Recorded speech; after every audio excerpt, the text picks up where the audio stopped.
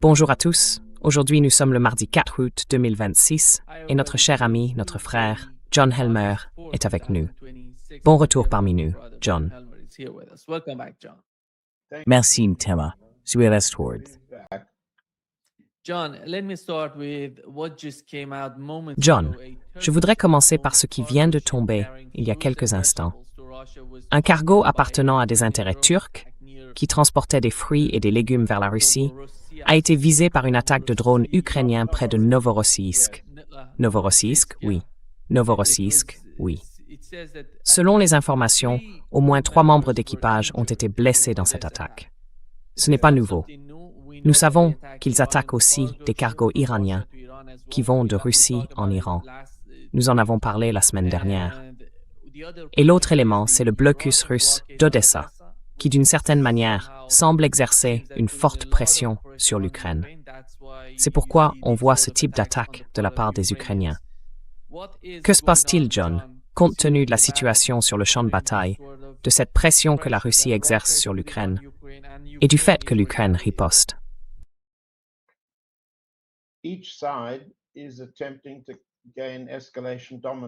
Chaque camp tente d'obtenir la domination dans l'escalade, en mer, dans les airs et au large.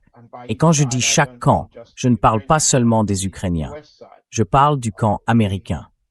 Les drones ukrainiens sont assistés, et il faut le répéter pour que ce soit clair. C'est autant une opération américaine et britannique qu'une tactique de guerre ukrainienne. Les drones à voilure fixe, britanniques et américains, au-dessus de la mer Noire, les satellites américains, tout cela est intégré aux coordonnées de ciblage programmées dans ces drones, qui sont guidés en direct pendant leur vol. Tout cela constitue une opération américaine, anglo-américaine, et de l'OTAN, visant à endommager la mer Noire en tant que voie de sortie pour les exportations russes et voie d'entrée pour les importations.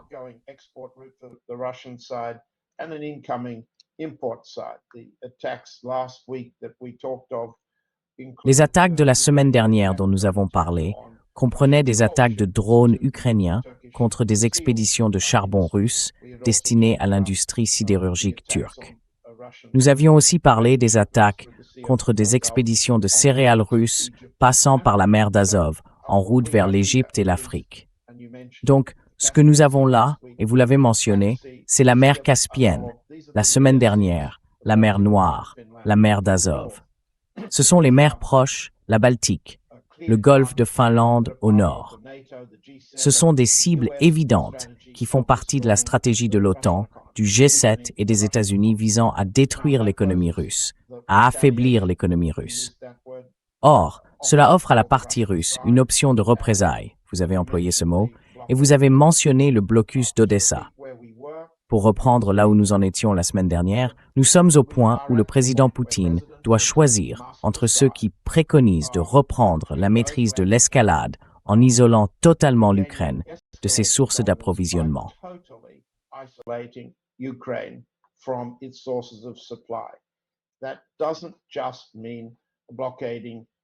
Cela ne signifie pas seulement bloquer Odessa et les ports autour d'Odessa, Tchernomorsk par exemple.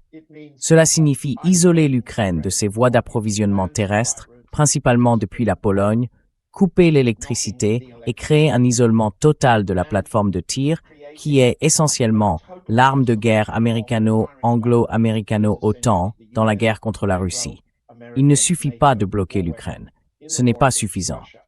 On a vu, par exemple, des attaques de drones russes contre des stations-service, des stations d'essence à l'est de la région de Kiev.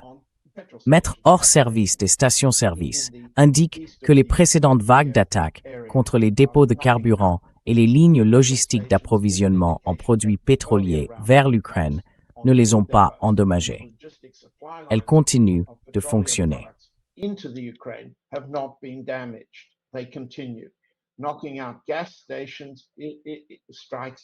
S'en prendre aux stations-service touche les automobilistes ukrainiens. Cela perturbe les opérations sur les 6 axes du front, les axes de combat, les axes de l'armée. Mais nous sommes encore loin d'une transformation significative des tactiques et de la stratégie opérationnelle russe. Pour l'instant, comme me l'a dit plus tôt dans la journée un critique du président Poutine, Une série de demi-mesures du côté russe aboutit à un échec total pour reprendre la maîtrise de l'escalade. Et cela s'exprime de plus en plus chez les Russes, chez les blogueurs russes, les blogueurs militaires et les commentateurs, y compris Oleg Tsarov, un homme politique ukrainien de l'opposition, une figure ukrainienne importante, qui a été la cible de tentatives d'assassinat de Kiev, vit en Crimée et publie chaque jour sur Telegram.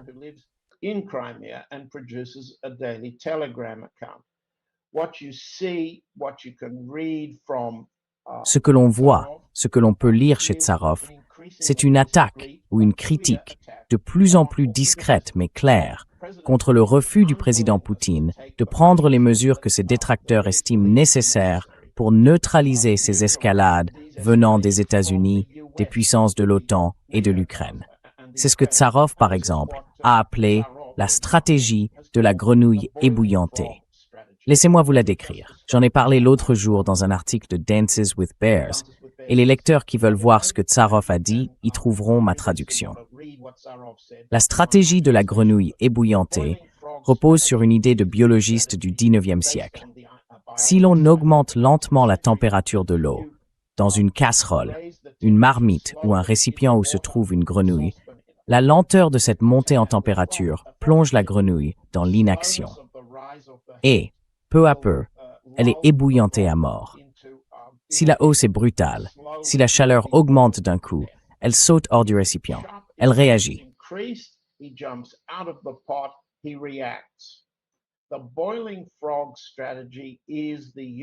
La stratégie de la grenouille ébouillantée, c'est la stratégie des États-Unis, de l'OTAN et de l'Ukraine. Détruire lentement la Russie en endormant sa vigilance et en exploitant l'indécision politique, les divisions politiques autour du président Poutine, ainsi que sa réticence à prendre de nouvelles mesures d'escalade importantes. Ainsi, dans la description de l'attaque d'aujourd'hui contre des navires turcs, de l'attaque sur la plage de Gelendzhik, où 7 touristes russes ont été tués l'autre jour.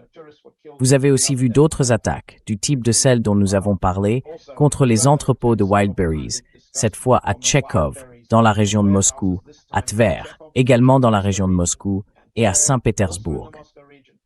On assiste donc à une escalade constante, face à laquelle la contre-escalade russe n'a pas été suffisante pour modifier le schéma. L'ampleur ou le caractère destructeur de la stratégie ukraino-américaine de lente ébullition.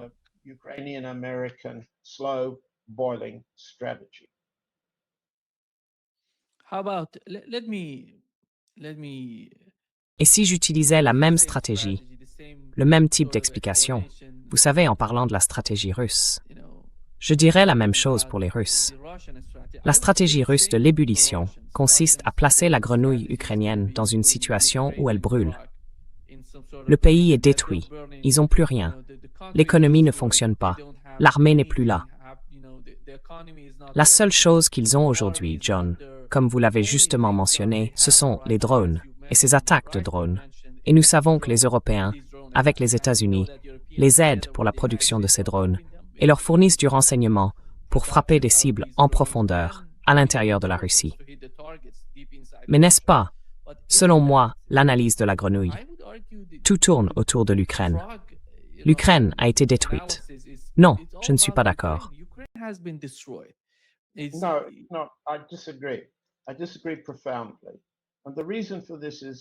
Je suis profondément en désaccord. Et la raison, c'est que le régime Zelensky est essentiellement un régime qui peut continuer à faire la guerre sans pays, sans peuple, sans base ukrainienne. C'est une plateforme de tir. Elle sera désormais financée à hauteur, grosso modo, de 70 milliards d'euros par an pendant au moins 2 années supplémentaires. Vous avez toutes sortes de porte-paroles de cette philanthropie, dont Kirilo Budanov, qui, ces derniers jours ou ces dernières heures, ne cesse de répéter ceci. L'Ukraine est une plateforme de guerre. On ne peut pas la détruire en détruisant le pays ou l'économie. Non, il faut l'isoler à l'ouest, là où elle était idéologiquement implantée pendant la Seconde Guerre mondiale. Aucune perte de population, due à l'exil forcé ou à l'exil volontaire, n'a détruit le soutien ukrainien à cette plateforme de tir, ni le financement de cette plateforme.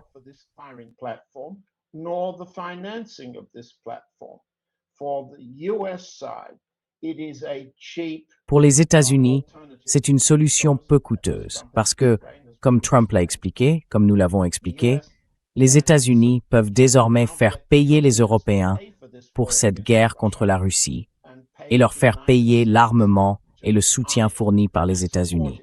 C'est une structure financière entièrement différente. Mais le maintien de la plateforme de combat est pour l'essentiel une variante de la très ancienne théorie de l'OTAN, ce qu'on appelait l'opération Gladio de l'OTAN. L'opération Gladio était une théorie, une stratégie consistant à installer derrière les lignes soviétiques, en Ukraine soviétique, dans les pays du bloc soviétique d'Europe de l'Est, des groupes déterminés, on pouvait les appeler des terroristes ou des combattants, déterminés à mener un combat de longue durée contre l'Union soviétique, à l'origine dans la stratégie de l'opération Gladio de l'OTAN, et maintenant à combattre en permanence contre la Russie.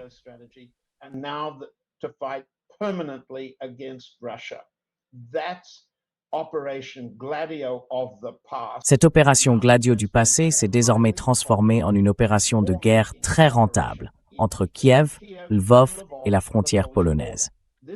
Cela peut continuer sans les éléments fondamentaux de l'ancienne Ukraine, sans la population, sans les capacités commerciales et d'exportation, sans les ports.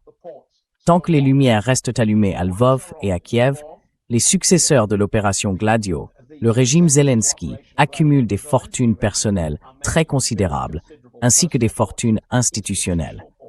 Et ils seront financés tant qu'il y aura de l'argent européen et une volonté politique américaine. C'est à mon avis leur stratégie. C'est, disons-le ainsi, la structure de l'Ukraine comme plateforme permanente de guerre, une guerre permanente contre la Russie. Cela ne peut pas être vaincu par une stratégie russe de la grenouille qui bout à petit feu. Je ne le crois pas. Non.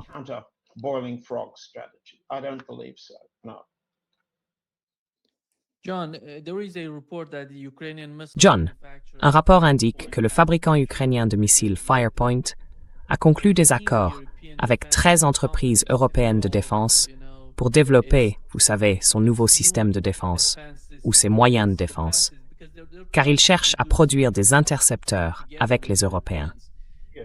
Et il est dit que grâce à cette nouvelle coopération, chaque intercepteur coûtera moins d'1 million d'euros, ce qui est nettement moins cher que le système Patriot. Mais supposons qu'ils réduisent le coût de ces intercepteurs. En quoi cela sera-t-il efficace contre les missiles russes? En quoi cela aidera-t-il?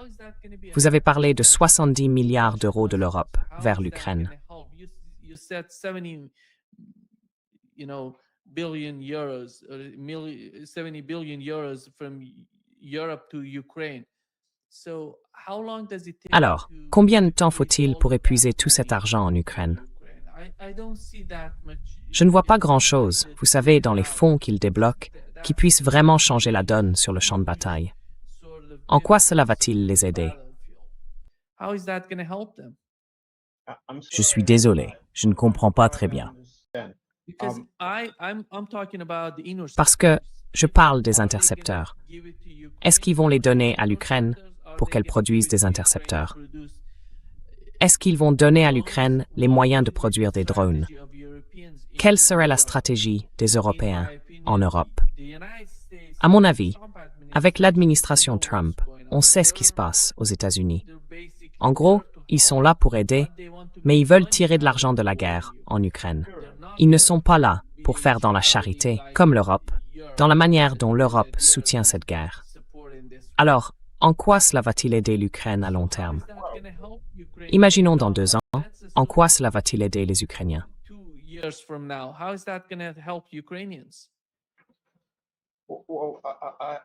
Encore une fois, je ne comprends pas très bien la question. La question est la suivante. L'argent que l'Europe engage est-il suffisant pour permettre à l'Ukraine de continuer cette guerre?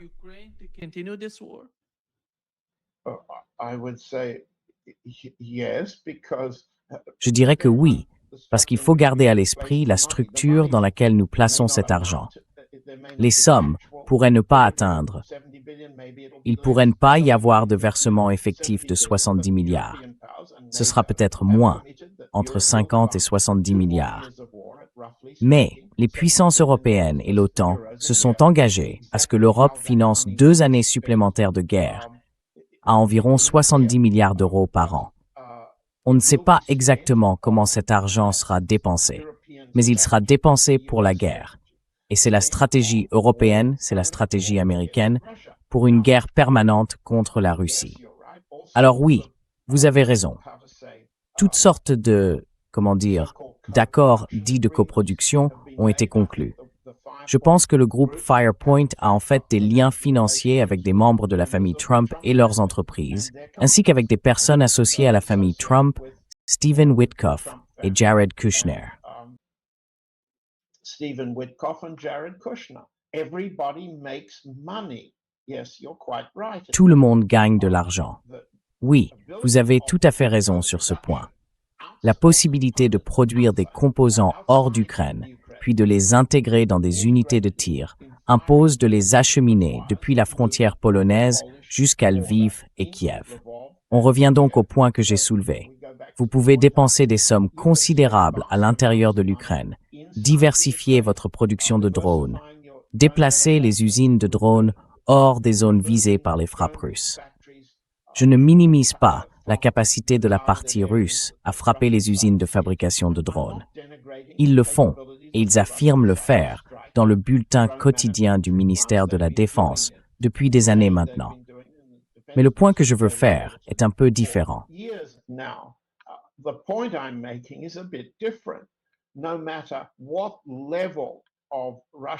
Quel que soit le niveau des attaques russes, les Ukrainiens, avec les renseignements satellitaires américains et d'autres informations, avec les financements européens, avec l'aide directe allemande et d'autres pays, allemande, britannique et ainsi de suite.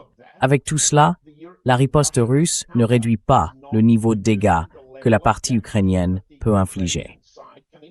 Et tant qu'ils peuvent infliger ces dégâts, dont nous avons parlé au début de cette émission, le concept d'une guerre permanente menée depuis une plateforme étrangère ukrainienne est financé au niveau que la partie américaine souhaite et vise, sans riposte russe à cette stratégie permanente.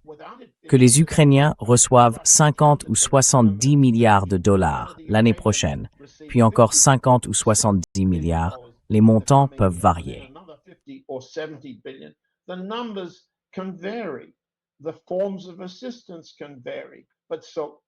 Les formes d'assistance peuvent varier, mais la plateforme de tir continue de tirer, et c'est le problème stratégique. Rappelez-vous comment nous avons commencé l'opération militaire spéciale, telle que définie par le président Poutine. Elle avait 2 objectifs majeurs, la démilitarisation et la dénazification. Or, la dénazification est désormais impossible. Ce n'est pas simplement parce qu'on ne peut pas changer le caractère idéologique du régime Zelensky, ni de quelque régime successeur que ce soit, issu d'une quelconque élection, d'un remaniement gouvernemental, d'un changement à la tête des directions du renseignement, militaire comme civil, ou du ministère de la Défense.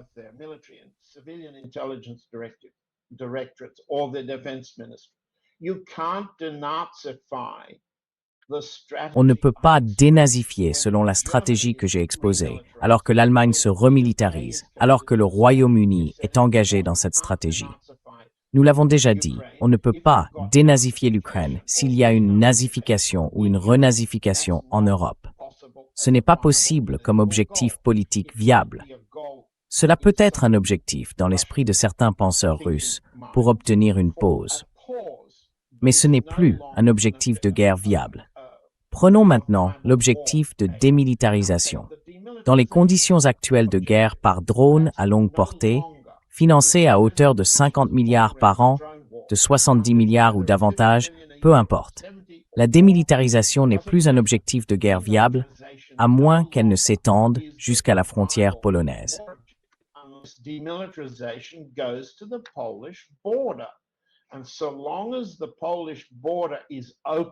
Et tant que la frontière polonaise est ouverte, la voie terrestre reste ouverte et la plateforme de tir peut tirer. Le point de tir traite avec la famille Trump ou avec n'importe laquelle des innombrables entreprises ukraino-européennes, ukraino-américaines. C'est une activité très lucrative pour toutes, mais elles n'ont pas besoin que le reste de l'économie ukrainienne fonctionne. Alors, comment démilitariser cela? Comment faire? Eh bien, cela doit impliquer un élargissement de la zone tampon, comme le président Poutine l'a appelé, pas en passant par la région de Sumy, ni par la région de Kharkov. Il faut aller aussi loin vers l'ouest que la frontière polonaise.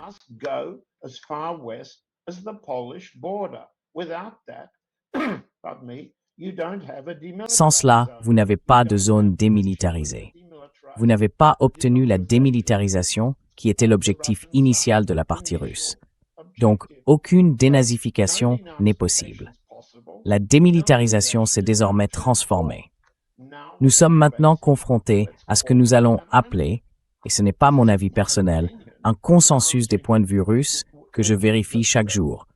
J'ai mentionné l'un des noms, Oleg Tsarev, mais il y en a beaucoup d'autres. Certains sont connus nommément, certains ont des titres officiels, certains parlent discrètement à huis clos, d'autres s'expriment publiquement. Mais c'est là le problème. Appelons cela un problème relativement nouveau.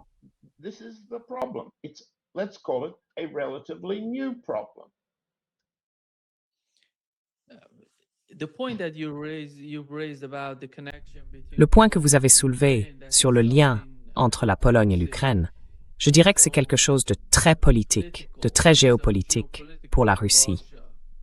Je ne sais pas quelle est la principale raison pour laquelle ils n'ont rien fait à ce sujet, ou s'ils ont essayé de le faire. Vous savez, comme vous l'avez dit, ils doivent faire quelque chose à ce sujet. Mais si l'on met cela de côté, John, à mon avis, si l'on regarde la situation dans son ensemble, supposons que l'Ukraine utilise ses drones pour attaquer ses navires à l'intérieur de la Russie, ainsi que certaines raffineries en Russie. Est-ce que cela va changer la grande stratégie de la Russie? À mon avis, la dénazification et la démilitarisation sont en cours, ou l'ont déjà été.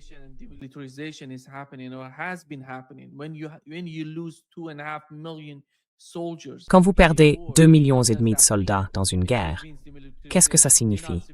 Ça signifie la démilitarisation. La dénazification. Je pense que la Russie y arrive avec le nouveau blocus des ports ukrainiens, d'Odessa, de Nikolaïev et de tous ces petits ports de la mer Noire. À mon avis, ils y parviennent littéralement au fil du temps. Parce que lorsque vous avez une terre isolée, appelée la partie occidentale de l'Ukraine, dont le point final serait sa connexion avec la frontière polonaise, et si la Russie fait quelque chose dans cette zone, ce serait la fin pour l'Ukraine. Comment voyez-vous cela?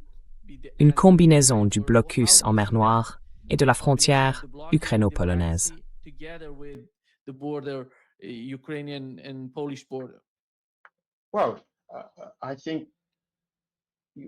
Eh bien, je pense que vous avez dit beaucoup de choses. Alors permettez-moi de les reprendre une par une. D'abord, oui, la combinaison de l'isolement de toutes les routes maritimes et de toutes les routes terrestres réduit l'Ukraine à une plateforme de tir relativement plus isolée. Et du point de vue russe, vous pouvez démilitariser ce qui reste, oui. Deuxièmement, si la stratégie des États-Unis et de l'Europe est une guerre permanente contre l'Europe, et si ces pays considèrent que cette guerre permanente, dont les cibles comprennent une guerre contre le capital russe, contre la navigation russe, contre l'industrie russe, contre les systèmes Internet russes, tout cela fait partie de leur guerre. Alors, la Russie, selon la stratégie de réciprocité ou de miroir du président Poutine, n'a pas adopté cette même réciprocité.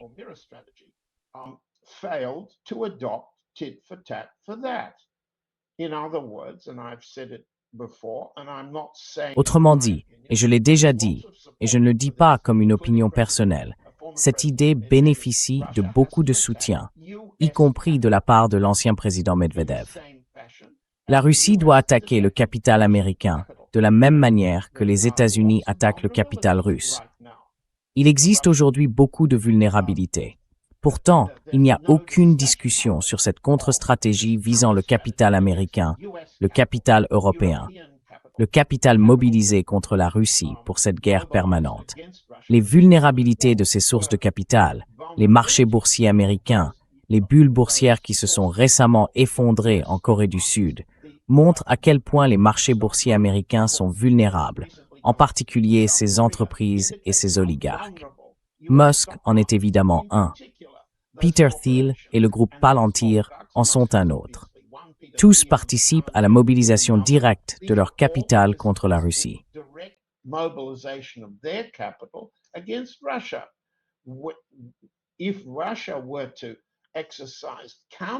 Si la Russie devait mettre en œuvre une stratégie de contre-capital, ce dont elle est capable, mais dont elle ne parle pas, on atteindrait alors un niveau de, disons, dissuasion stratégique, de parité stratégique, qui aurait davantage de chances de dissuader cette guerre qui rapporte au complexe militaro-industriel américain et européen.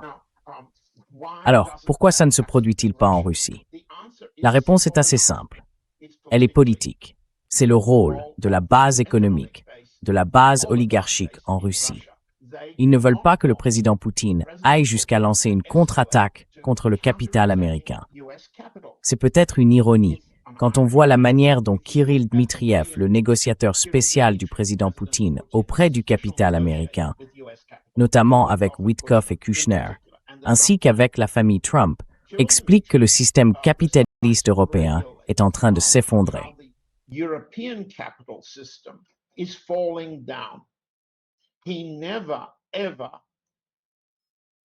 Il ne récite jamais, au grand jamais, quoi que ce soit de comparable au sujet du système capitaliste américain.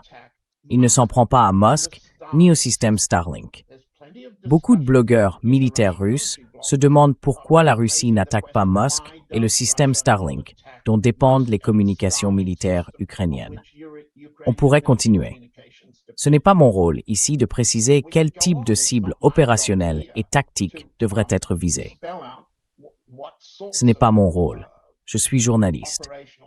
Mais vous posez la question, que peut-il se passer si l'Ukraine est réduite à une plateforme de tir, financée à hauteur de 50 à 70 milliards de dollars par an, pour continuer à tirer sur la Russie? Ce n'est pas le seul cas. Évidemment, il y a le réarmement de la Pologne, il y a le réarmement de la Finlande, y compris avec des armes nucléaires.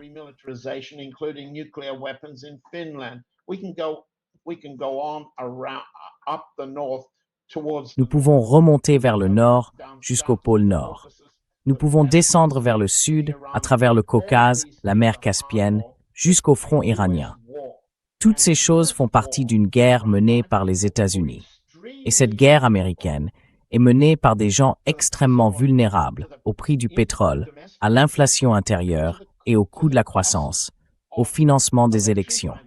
Le président Trump cherche d'abord à garantir le maintien d'un congrès républicain en novembre, puis une succession stable, soit pour un membre de sa famille, soit pour le vice-président Vance, soit pour le secrétaire d'État Rubio en 2028. Les vulnérabilités du camp américain et de l'administration Trump, la Russie ne les a pas menacées, même pas au degré où l'Iran les menace.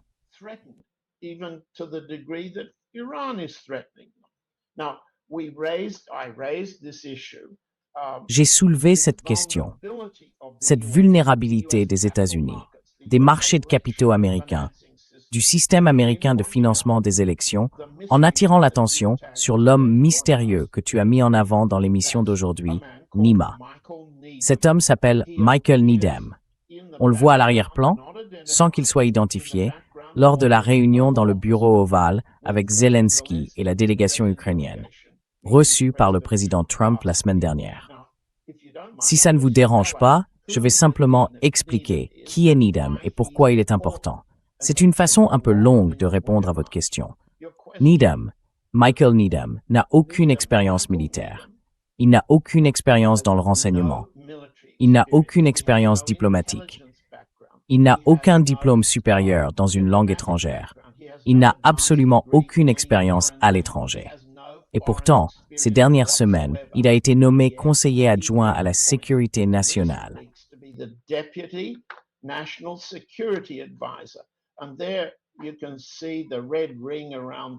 Et là, vous pouvez voir le cercle rouge autour de la photo de Needham, debout à côté du général Dan Kane, des chefs d'état-major interarmés, placés derrière la rangée de ministres, le vice-président Vance, le secrétaire d'État Rubio, je crois Scott Bessent, le secrétaire américain au Trésor, et la directrice de cabinet de Trump, Susan Wiles, au premier plan à droite. Et j'ai mis une photo de Michael Needham en haut, dans le dessin. Needham est juif, sa mère est juive. C'est un très proche soutien d'Israël. Il a été employé par un homme appelé Oren Cass dans un groupe de réflexion appelé American Compass qui soutient le génocide d'Israël à Gaza et toutes les autres politiques expansionnistes qu'incarne Israël.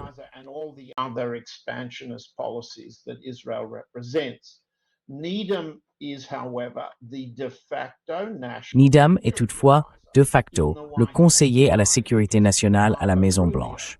Pourquoi? Parce que Marco Rubio est à la fois secrétaire d'État et conseiller à la sécurité nationale. Cette combinaison est rare dans l'organisation de la Maison-Blanche américaine. Elle est très rare. Et malheureusement, dans les podcasts d'experts militaires aux États-Unis, très peu de gens semblent comprendre comment fonctionne la Maison-Blanche. Or, dans toute l'histoire de la Maison-Blanche et du poste de conseiller à la sécurité nationale, seul 2 fois un même homme a occupé à la fois les fonctions de secrétaire d'État et de conseiller à la sécurité nationale. Il y a Needham. Seulement 2 fois, lorsque les États-Unis étaient en guerre. La dernière fois, c'était de 1973 à 1975, quand Henry Kissinger était à la fois secrétaire d'État et conseiller à la sécurité nationale. Secretary of State and National Security Advisor, and his deputy, in other words, Et son adjoint, autrement dit, la personne de Needham, c'était Brent Scowcroft. Brent Scowcroft, aujourd'hui décédé, était lieutenant général dans l'US Air Force. Il avait été formé comme pilote de chasse, il avait un doctorat de Columbia, il avait été affecté au renseignement militaire extérieur en Yougoslavie. Il possédait une expertise unique et très étendue, à la fois en renseignement militaire, en diplomatie et dans le domaine universitaire, sur les pays étrangers. Il pouvait coordonner le rôle du Conseil de sécurité nationale pour préparer un président à ses opérations militaires, à la conduite de la guerre et à la recherche de la paix. Voilà ce qui rend ce que nous avons aujourd'hui unique. Pourquoi unique? Parce que Needham n'a rien de tout cela. Je ne dis pas qu'il devrait l'avoir. Je dis simplement que cela signifie ceci.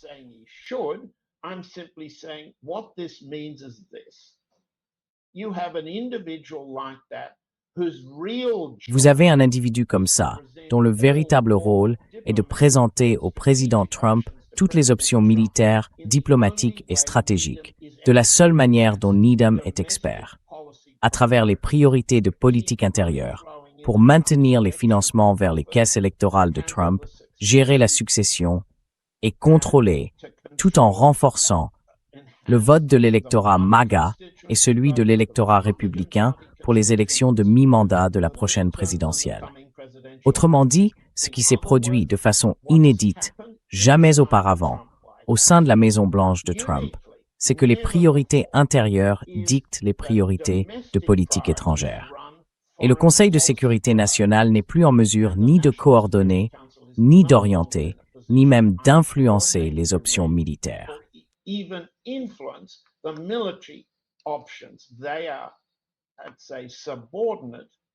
Ils sont, je dirais, subordonnés aux priorités intérieures. Et on le voit dans le comportement de Trump. Vous l'avez vu dans les questions que vous avez posées. On le voit dans les tweets de Trump, en partie contrôlés par Needham, en partie par Stephen Miller à l'étage au-dessus du bureau de Needham, à la Maison-Blanche. Que fait Trump? Il dit essentiellement, je regarde simplement ses derniers tweets, vous pouvez les voir, que d'un côté, les États-Unis sont prêts et armés pour agir contre la République islamique d'Iran et ils menacent de nouvelles attaques militaires massives. Vous avez commencé notre émission par cela. De l'autre, il dit, on m'a persuadé de ne pas le faire.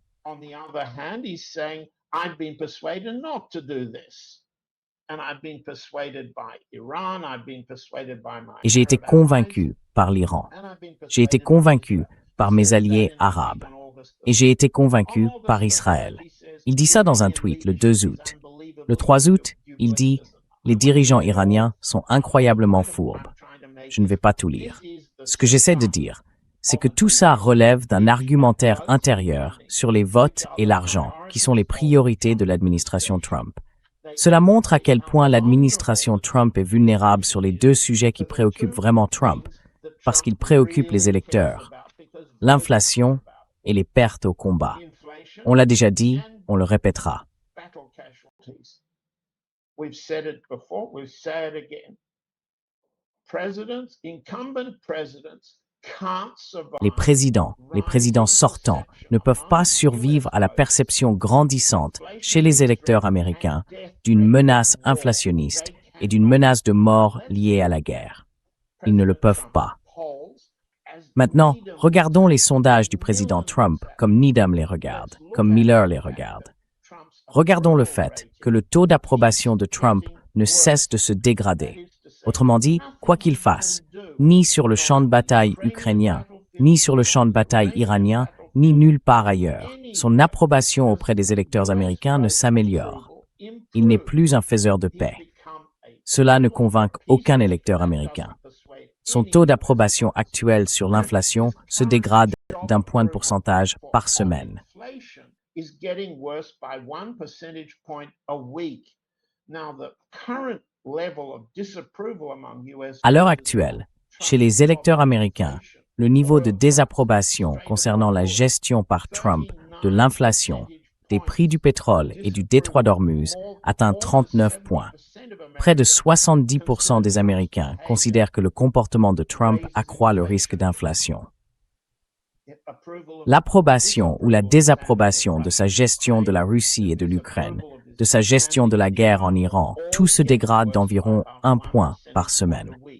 Ce que cela signifie, ce que cela dit à Needham, ce que cela dit en ce moment aux techniciens de campagne électorale de la Maison-Blanche, c'est que la priorité intérieure passe avant tout. Nous aurons donc une guerre permanente en Europe et nous ferons payer les Européens. And we'll get the Europeans to pay for it.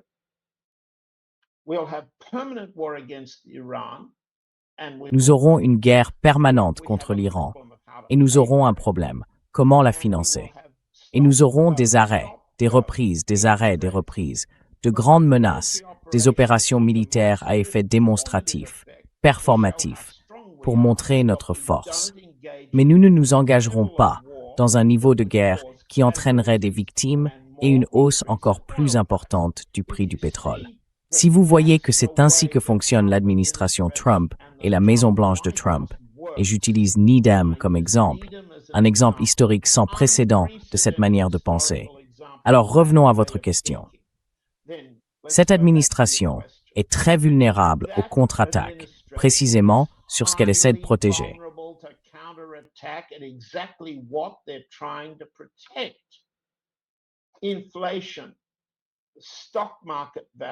L'inflation, la valeur boursière, la capitalisation des marchés liée à l'intelligence artificielle et au boom technologique du type Musk, du type Fields, dans la combinaison de l'IA et des dépenses militaires.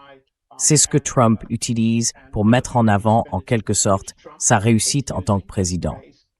Et vous voyez tout le reste. Je veux dire, sans même parler de la manière dont il se décore lui-même en faisant ça. Ce que je dis, c'est que c'est une vulnérabilité sérieuse de la base capitalistique sur laquelle repose la Maison-Blanche de Trump. Quand on a des types comme Needham qui essayent d'utiliser cette base et d'utiliser Trump pour gérer leurs 2 guerres permanentes. D'accord? Alors, si c'est là la vulnérabilité, la seule voie à suivre pour la Russie, c'est d'abord d'isoler l'Ukraine et d'éteindre les lumières.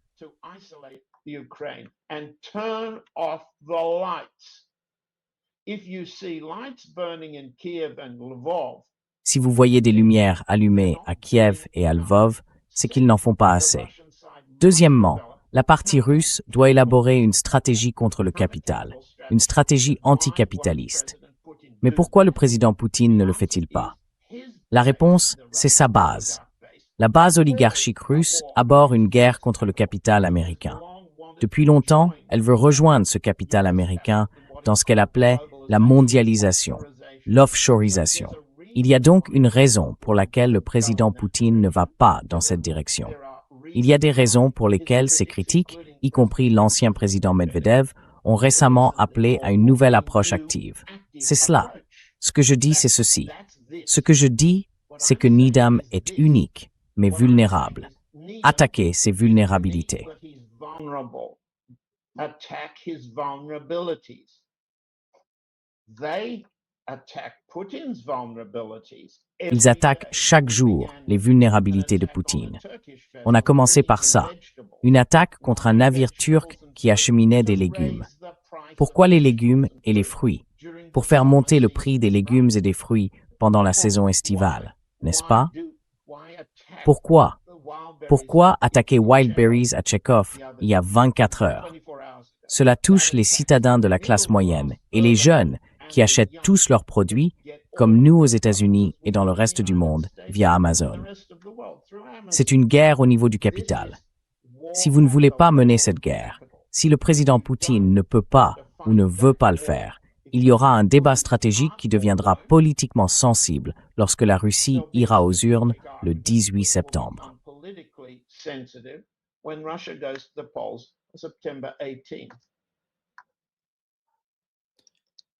John, il me semble que la Russie veut se concentrer exclusivement sur l'Ukraine. Et c'est pour ça qu'elle ne veut pas étendre la guerre. Si vous étendez la guerre, vous avez évoqué, vous savez, une attaque contre les États-Unis, contre le territoire américain. En quoi cela aiderait-il la Russie et sa position dans la guerre en Ukraine? Je ne vois pas ça se produire. Pourquoi aurait-il besoin de faire ça? Ils peuvent frapper des cibles en Europe, ils peuvent frapper des cibles dans la région. Attendez une minute.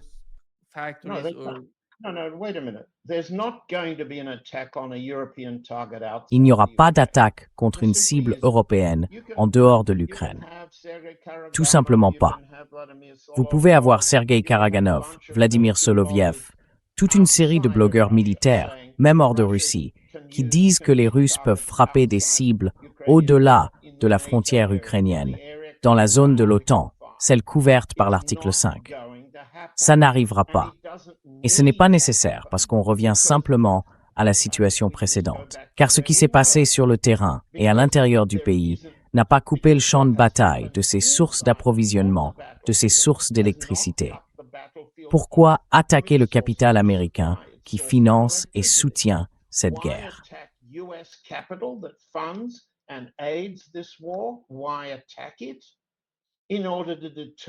Pourquoi l'attaquer? Pour la dissuader de poursuivre la guerre. Il faut que cette guerre coûte au capital américain plus cher que ce qu'ils estiment pouvoir en tirer comme bénéfice. C'est simple. C'est un calcul de profit. Trump met en avant ce calcul de profit. Nous, les États-Unis, l'administration Trump, n'avons jamais autant gagné d'argent avec la guerre en Europe qu'aujourd'hui. Il défend la même approche au Moyen-Orient. Sa guerre contre l'Iran sera financée par les Émirats arabes. C'est ce qu'il dit. Donc, dans la mesure du possible, cette guerre doit devenir trop coûteuse pour qu'un président risque son avenir politique. C'est ce que je dis.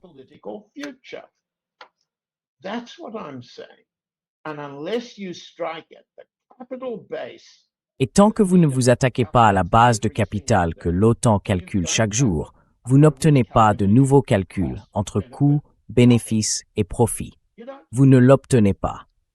La Russie peut donc faire les deux sans cette grandiloquence sur des attaques nucléaires contre des cibles de l'OTAN ou sur des attaques russes contre des usines de drones en Allemagne. C'est ce que c'est, une opération de tromperie. Quand cela vient de personnalités russes importantes dans l'espace public, Sergei Karaganov, professeur lié à un groupe de réflexion, Soloviev, animateur de talk-show à la télévision, quand cela vient d'eux, c'est une opération de tromperie. Il s'agit de souligner ce dont la Russie est capable afin de susciter une certaine réticence du côté de l'OTAN. Eh bien, c'est une opération de tromperie qui ne trompe personne, à part eux-mêmes.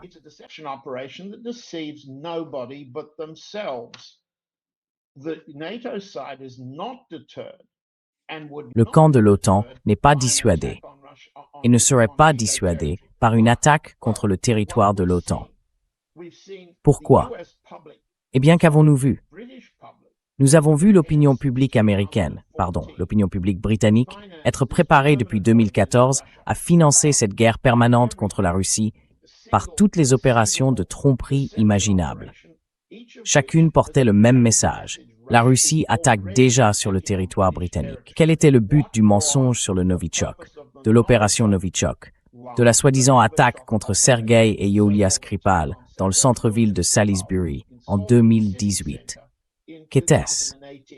C'était préparer l'opinion publique britannique à penser qu'elle devait protéger la Grande-Bretagne en se réarmant face à une Russie qui entre sur le territoire britannique et utilise un poison terrible appelé Novichok.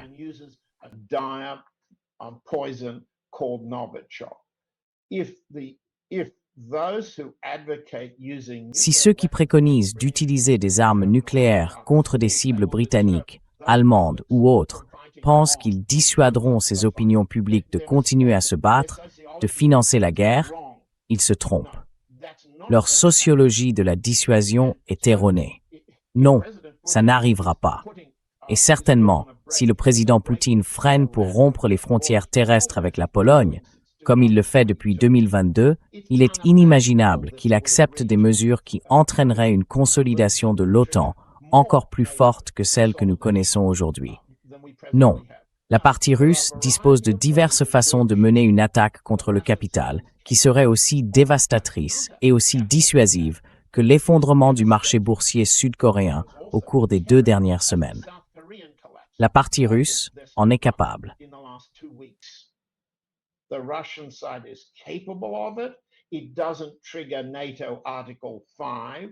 Cela ne déclenche pas l'article 5 de l'OTAN. Cela peut avoir un effet dissuasif en augmentant le coût et en réduisant le profit de la guerre permanente, celle dont Musk, Thiel et les autres tirent de l'argent et dont Trump fait entrer cet argent dans sa poche personnelle et dans sa caisse électorale. Changez les calculs électoraux aux États-Unis et vous transformez leur approche. Nous n'avons même pas encore commencé à le faire du côté russe. Et nous pouvons le faire. Pardon, nous pourrions le faire. L'Iran montre, dans son approche du détroit d'Ormuz et dans son approche des bases américaines, qu'il comprend, comme stratégie de défense, qu'il y a 2 choses qui vont directement jusqu'à la Maison-Blanche comme moyen de dissuasion. Premièrement, les pertes humaines. Deuxièmement, l'inflation. L'inflation des prix du pétrole, des prix de l'essence, des coûts logistiques.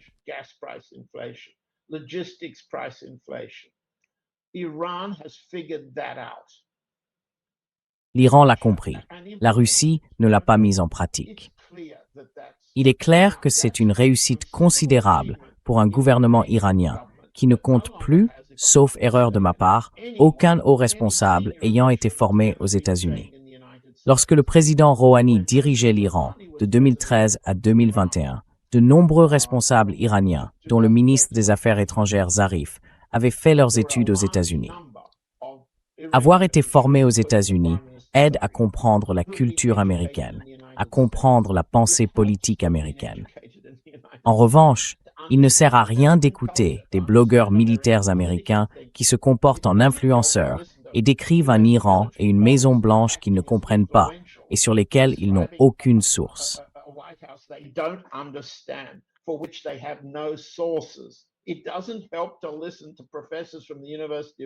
Ça ne sert à rien d'écouter des professeurs de l'Université de Chicago qui font du copier-coller de leurs preuves à partir du New York Times et du Wall Street Journal. Ce que la partie iranienne obtient, sans être exposée aux États-Unis, c'est de comprendre la valeur stratégique des frappes contre les vulnérabilités de la Maison-Blanche, l'inflation, les pertes au combat. Et que fait l'Iran? Si Trump menace de frapper des ponts, l'Iran frappe des bases américaines. Il y a des pertes américaines.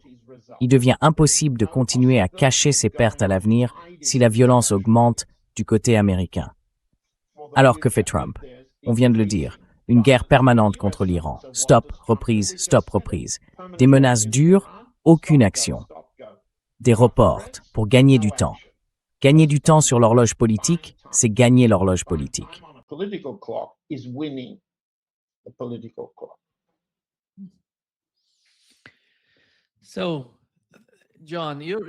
Donc, John, votre point de vue est important, à mon avis.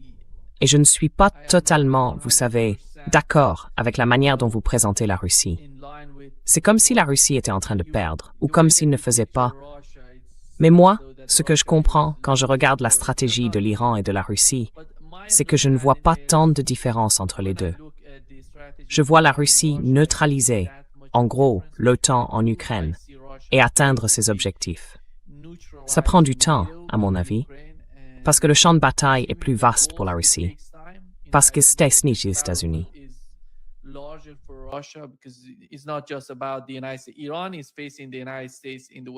L'Iran fait face aux États-Unis en Asie occidentale, mais la Russie, elle, fait face aux États-Unis avec les pays européens.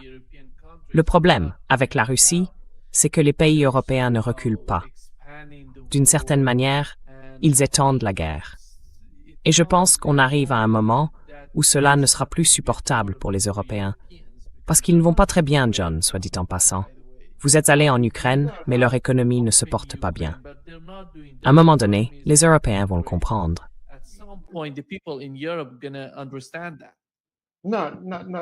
That's not. Look, Non, non, ce n'est pas... Écoutez, disons que je suis d'accord avec une partie de votre analyse. Je veux être très clair. L'armée russe ne perd pas. Elle continue d'avancer sur ses 6 axes, dans les limites des combats que le président a fixés. Ce n'est pas, je ne dis rien pour critiquer ou minimiser les résultats des forces militaires russes. Ce que j'ai commencé par dire, c'est qu'une série de demi-mesures ne conduit pas à une défaite sur le champ de bataille, mais à un échec stratégique. Voilà, un échec stratégique. Or, ce qui se passe, c'est que les États-Unis, avec des tactiques ukrainiennes, sont capables de faire à l'intérieur de la Russie ce qui n'a jamais été possible pendant la guerre froide. Des assassinats de hauts responsables militaires dans la rue, devant chez eux, et des attaques contre tous les différents éléments de sensibilité sociale.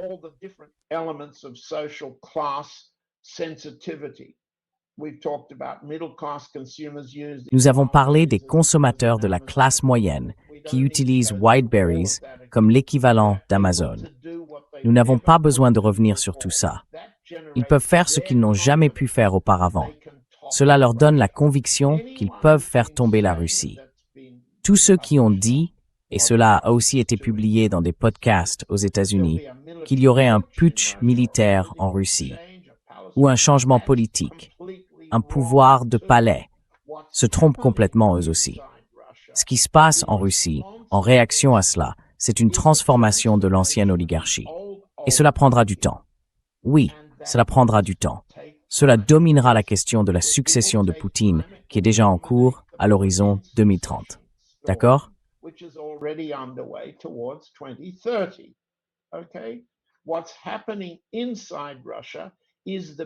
Ce qui se passe à l'intérieur de la Russie, c'est le début d'une révolution de la base économique.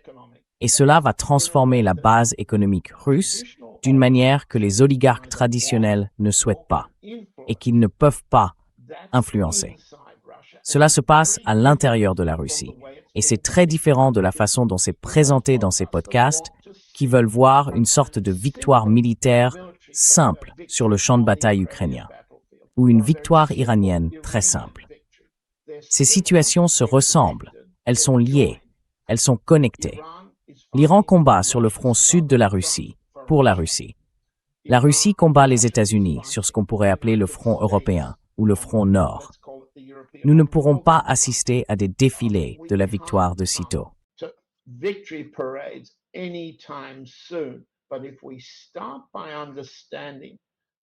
Mais si nous commençons par comprendre de quelle manière les États-Unis sont vulnérables dans cette situation de guerre permanente sur les deux fronts, si nous comprenons ces vulnérabilités, nous pouvons les exploiter. Et c'est ce que fait, à huis clos, le processus décisionnel russe. Ce n'est pas mon opinion. Je ne pense pas exprimer un désaccord avec d'autres commentateurs. Ce que je dois souligner, c'est que je rapporte ce qui se passe en profondeur, ce que la propagande occidentale ne voit pas. Elle pense que la Russie est tellement vulnérable qu'il y aura une sorte de putsch ou de transformation au sein du Kremlin, et ce genre d'absurdité. Nous n'avons pas besoin de résumer des absurdités.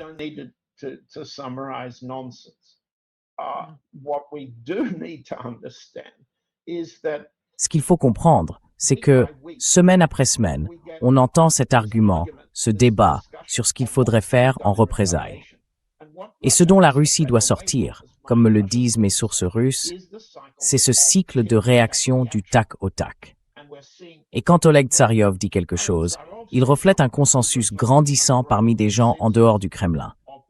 Quand Medvedev, l'ancien président Medvedev, parle d'une nouvelle approche, il reflète un consensus au sein du Conseil de sécurité, à 2 pas du mur du Kremlin, sur la place de la Vieille, à Moscou. Ce sont des changements majeurs, on pourrait même dire presque révolutionnaires dans la politique russe. Et il est très regrettable que la politique russe soit si mal comprise par ceux qui passent leur temps à se présenter comme des experts de ce qui va se passer.